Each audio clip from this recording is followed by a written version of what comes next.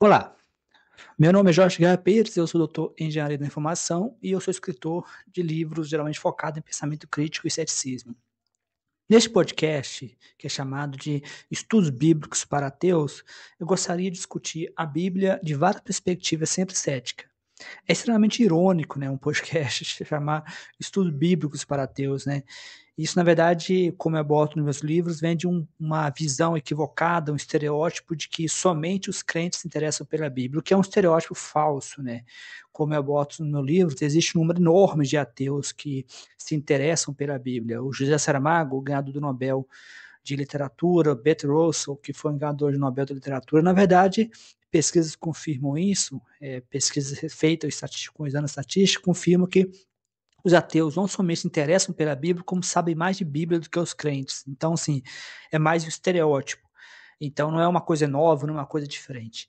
Atualmente eu tenho dois livros que eu gostaria de recomendar, que eu publiquei, seria a Bíblia, um livro científico, e de Bíblia, a Fábrica de Absurdos. No total são quase 1000 páginas, no qual eu falo da Bíblia sob perspectivas diferentes. De Bíblia, a Fábrica de Absurdos, eu falo dos absurdos narrativos. Seria a Bíblia um livro científico, eu falo dos absurdos científicos, né? Como que a Bíblia não pode ser levada a sério nem nenhum nível como um livro científico. Nós temos o criacionismo, nós temos desenho inteligente, nós temos inúmeros casos, inclusive de cientistas famosos, como John Lennox, né, que tenta argumentar que o logo, né, que aparece em João, seria uma espécie de algo científico, que os cientistas deveriam levar a Bíblia mais a sério. Por isso que é extremamente importante que pessoas usem o pensamento crítico exatamente para poder quebrar essa ideia de que não existe conflito entre ciência e religião, ou de que o cristianismo não é uma ameaça ao conhecimento científico. Isso é uma falácia, né? Aqui eu me alinho muito com o Daniel Denesch, né? Quebrando o encanto no livro dele, né? Nós vamos quebrar esse encanto. Então, no mais é isso. Eu espero que vocês aproveitem o episódio do podcast. Lembrando que esse podcast está disponível tanto no YouTube quanto em plataformas como o Spotify, mas em plataformas como o Spotify eu tenho um limite de 2 horas mensais. Então, no YouTube eu posto com mais frequência. Então, bom aprendizado. Olá, bem-vindos a mais uma conversa aqui no nosso espaço. Hoje o material que a gente recebeu nos joga direto numa pergunta que é, olha, no mínimo desconfortável. E se o cristianismo, uma das maiores religiões do mundo, pudesse ser analisado como uma forma de delírio coletivo? A provocação vem das reflexões do Jorge Guerra Pires, um PhD, que escreveu o livro Seria a Bíblia um livro científico? E a nossa missão aqui não é chocar por chocar, sabe? Mas sim mergulhar nos argumentos dele sobre como as crenças se formam, se espalham e porque muitas vezes a religião parece ter um passe livre para escapar do tipo de crítica que a gente aplica a todo o resto. Sabe, há 10 anos, quando eu tinha os meus 25 anos, eu conheci um professor que foi a uma faculdade, já com ideias muito bem formadas. E ele me disse algumas coisas muito bizarras. A primeira é de um professor que eu tinha que falava o seguinte: as palavras não são impunes. Elas advogam a seu favor ou contra. Exato, e é importante dizer isso logo de cara. O ponto da fonte não é um ataque pessoal à fé de ninguém. A proposta é outra. É pegar uma ferramenta que a gente usa em tudo, que é o pensamento crítico, e aplicá-la a um sistema de crenças. É um exercício de coerência intelectual, digamos assim. O autor até começa com uma citação que ele mesmo foi checar a veracidade e que meio que dá o tom da discussão. É algo como: o cristianismo criou mais lunáticos do que jamais forneceu asilos para abrigar. É uma frase forte, eu sei, mas que nos força a perguntar o que separa uma crença fervorosa de uma ilusão. Exatamente essa é a fronteira que a gente vai explorar. Então vamos começar pelo básico. Para a gente poder sequer discutir se algo é um delírio, a gente precisa saber o que a fonte entende por essa palavra. Claro, de forma bem simples, um delírio é uma crença ou uma experiência que não bate com a realidade consensual. É uma convicção forte em algo, mesmo que todas as evidências apontem para o contrário. Mas o ponto realmente curioso que o autor levanta não está na definição em si, está numa pequena nota de rodapé, por assim dizer, que aparece nos manuais de diagnóstico psiquiátrico, como o DSM. Espera aí, como assim? O que dizem esses manuais? Então, eles definem o que é delírio, mas frequentemente adicionam uma exceção. Algo como crenças que são amplamente aceitas pela cultura ou religião da pessoa não são consideradas delirantes. Nossa! Ou seja, a própria definição clínica de delírio já vem com um escudo protetor para a religião. Se uma pessoa acredita que ouve a voz de um anjo, pode ser fé. Se ela acredita que ouve a voz de um alienígena, aí pode ser um sintoma de psicose. A experiência base é a mesma, ouvir vozes. Mas o rótulo muda totalmente dependendo do contexto cultural. Nossa, isso é fundamental. Quer dizer que a linha entre sanidade e delírio não é objetiva, mas um acordo social. A fonte dá algum exemplo para a gente visualizar isso melhor? Sim, e é um exemplo ótimo. Pensa em videogames. Há 20 anos era só um hobby. Hoje, o vício em games já é classificado como um distúrbio mental. Agora imagina que os gamers se organizassem num movimento gigantesco, com poder político, com um lobby, e declarassem que jogar 18 horas por dia é uma expressão da sua fé gamer. Você acha que a comunidade médica ainda teria a mesma liberdade para classificar isso como um problema? Provavelmente não. Seria visto como um ataque a um estilo de vida ou a uma crença. Entendi. A religião não é analisada com a mesma régua, porque ela tem um poder social e político que outras crenças não têm. Ela conseguiu se colocar numa categoria especial, quase imune à análise. Exatamente. O autor argumenta que essa blindagem não é um acidente. É uma consequência direta da influência histórica e cultural da religião. E é essa blindagem que permite que certas ideias persistam sem o mesmo nível de escrutínio que, sei lá, uma teoria científica. Certo. E falando em ideias que persistem, isso me leva a um dos argumentos mais fortes que a fonte se propõe a desmontar. É uma defesa clássica de milagres, como a ressurreição. Um debatedor religioso, que é citado no material, afirma que é impossível que centenas de pessoas, como os discípulos e seguidores de Jesus, tenham tido a mesma alucinação ao mesmo tempo. A ideia é que uma alucinação é um evento privado, dentro da cabeça de uma pessoa. E faz sentido à primeira vista. Faz sentido, mas, segundo o autor, é uma premissa factualmente incorreta. Ele basicamente diz que essa ideia é um mito. O fenômeno de ilusões, delírios ou histerias coletivas não só existe, como é bem documentado. Essa ideia de que uma experiência subjetiva não pode ser contagiosa ignora completamente como a psicologia social funciona. Nós somos seres sociais, né? Nossas percepções são moldadas pelo grupo. Ok, então se a alucinação coletiva é possível, a gente precisa de um exemplo concreto para comparar.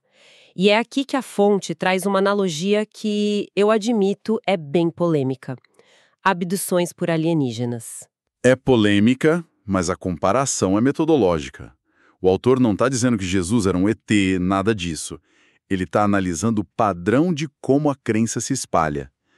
Pensa nos relatos de abdução. Milhares de pessoas em culturas diferentes descrevem uma experiência incrivelmente similar. Luzes, paralisia, seres de olhos grandes, exames médicos.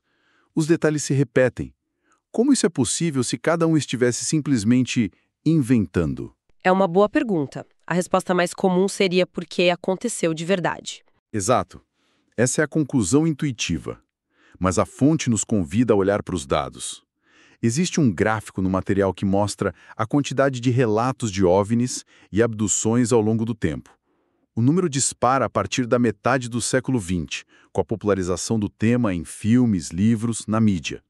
E o ponto crucial é, o número de relatos explode, mas o número de evidências físicas, uma peça de nave, um artefato alienígena, qualquer coisa, continua sendo zero. Ah, entendi. O aumento não é de eventos, mas de relatos. A história se torna um roteiro disponível na cultura. E uma vez que você conhece o roteiro, fica mais fácil interpretar uma experiência estranha. Sei lá, uma paralisia do sono, um sonho vívido, através daquela lente. Ou até criar memórias falsas que se encaixam no modelo. Precisamente. É um sintoma clássico do que o autor chama de delírio coletivo. A narrativa se fortalece não com evidências, mas com a repetição. Quanto mais gente conta a história, mais real ela parece, e mais gente se sente encorajada a reinterpretar as próprias experiências para que se encaixem nela. Certo, a analogia com OVNIs ficou clara. Agora, o passo mais ousado do autor: aplicar esse mesmo modelo de volta à origem do cristianismo. Como ele faz essa ponte? Ele faz isso olhando para os próprios textos bíblicos com a mesma lente que usou para os relatos de OVNIs. Ele aponta para uma análise, e isso é fascinante, feita com o uso de ferramentas de inteligência artificial para mapear a frequência de eventos extraordinários nos textos. Espera um pouco, ele usou IA para contar milagres na Bíblia? Como? Como isso funciona na prática? Pensa num programa de computador muito avançado. Você pode treiná-lo para reconhecer padrões linguísticos que descrevem eventos sobrenaturais. Curas impossíveis, ressurreições, controle sobre a natureza, coisas que violam as leis da física. Não é nada de outro mundo, é uma análise quantitativa de texto, sabe? Ao passar essa ferramenta pelo Antigo Testamento, ela encontra um número relativamente baixo e esporádico de milagres. Eles acontecem, mas não são o foco principal. Ok, faz sentido. E no Novo Testamento? Aí acontece o que a fonte chama de uma explosão. De repente, nos evangelhos, os milagres estão por toda parte. Jesus e seus apóstolos estão realizando feitos extraordinários a todo momento. A curva de crescimento desses relatos é exponencial, muito parecida com a curva de crescimento dos relatos de OVNIs no século XX. Uau! Então o padrão é o mesmo, um crescimento massivo de relatos que não vem acompanhado de um crescimento de evidências externas. O autor argumenta que na Judéia do século I, as evidências de alguém andando sobre a água eram tão inexistentes quanto são hoje. O que mudou foi a história, que se tornou mais poderosa, mais detalhada e mais difundida. Exatamente. A história cresceu no boca a boca. E ele adicionou outra camada, citando uma tese de que a história de Jesus pode ter começado em áreas rurais, de baixa densidade populacional, e depois viralizado ao chegar a centros urbanos como as cidades gregas. É um padrão de disseminação muito parecido com um de outros vírus de ideias. Começa pequeno e, ao encontrar um ambiente denso e conectado, se espalha como fogo. Essa análise toda mostra uma desconstrução muito metódica da crença. Mas isso me leva a uma outra questão. Se os argumentos são baseados em padrões, em dados, por que esse tipo de discussão raramente acontece em público? Isso nos leva ao ponto da crença protegida. O autor mesmo viveu isso na pele, certo? Sim, e a anedota pessoal que ele compartilha é muito reveladora. Ele foi convidado a dar uma palestra sobre o livro dele num centro cultural. Pouco antes do evento, a palestra foi cancelada. O motivo? O conteúdo era considerado ofensivo, polêmico. O irônico é que semanas antes, o mesmo centro cultural tinha recebido um pastor para um evento religioso sem problema nenhum. Quer dizer, a expressão da fé era bem-vinda, mas a análise crítica da fé era proibida. É a materialização daquela exceção que a gente viu nos manuais de psiquiatria. Perfeito. Ilustra perfeitamente o argumento central da fonte. A sociedade, como um todo, aceita desativar o pensamento crítico quando o assunto é religião. O autor não está pregando o fim da religião, mas sim o fim dessa exceção. Ele defende que a mesma régua cética que a gente usa para avaliar política, ciência ou economia deveria ser aplicada à religião. E isso tem a ver com o conceito de dissonância cognitiva que ele menciona, né? A ideia é de que quando a crença é confrontada com evidências contrárias, ela não enfraquece, mas muitas vezes se fortalece. É quase um sistema imunológico da fé. É uma ótima analogia. Para um crente fervoroso, a falta de evidências não é um problema, é uma oportunidade de demonstrar fé. A crítica de um cético não é vista como um argumento válido, mas como um teste de fé ou um sinal da maldade do mundo. A crença se dobra sobre si mesma para se proteger. Qualquer ataque vira mais uma prova de que ela está certa. E para fechar esse ponto, a fonte traz dados sobre a comunidade científica no Brasil que são impressionantes. São muito diretos. Uma pesquisa feita com um grupo de pesquisadores de ponta da CAPES mostrou que cerca de 50% se identificam como cristãos. É um número alto, mas bem menor que os 80% da população geral. Mas o dado mais chocante é este. O número de ateus declarados entre esses cientistas é de 30%. Na população geral brasileira, esse número é de apenas 1%. 30 vezes maior. É uma diferença brutal. Isso não prova nada de forma definitiva, claro, mas sugere uma correlação muito forte. Quanto mais uma pessoa é treinada para pensar de forma científica, baseada em evidências, em ceticismo metodológico, maior a probabilidade dela abandonar crenças religiosas. É o que os dados sugerem, né? O treinamento constante em questionar, duvidar e exigir provas parece erodir a capacidade de aceitar dogmas baseados puramente na fé. Ok, vamos organizar as ideias. Foi um mergulho e tanto. A gente começou questionando a definição de delírio e descobriu a exceção conveniente que a religião recebe. Depois, vimos a comparação polêmica, mas metodologicamente interessante, entre a disseminação de relatos de milagres e de abduções por OVNIs, focando no padrão de crescimento de relatos sem evidências. E terminamos discutindo essa tensão entre o pensamento crítico, que deveria ser universal, e a redoma de proteção que a sociedade coloca em volta da fé. E acho que o ponto central que a fonte quer deixar claro é a diferença de postura. A religião, em geral, parte de certezas absolutas. A ciência, por outro lado, parte da dúvida. Como o autor coloca, a ciência não diz, eu sei de tudo. Ela diz, eu não sei de tudo, mas para aquilo que eu afirmo saber, eu tenho evidências robustas. É um convite para aplicar essa segunda postura a todas as áreas da nossa vida. Perfeito. E para encerrar, como sempre, a gente deixa uma reflexão final, que nasce diretamente dos dados da fonte. O autor menciona pesquisas que indicam que entre 35% e 40% dos brasileiros acreditam que o país deveria ser governado por leis religiosas. Na prática, uma teocracia.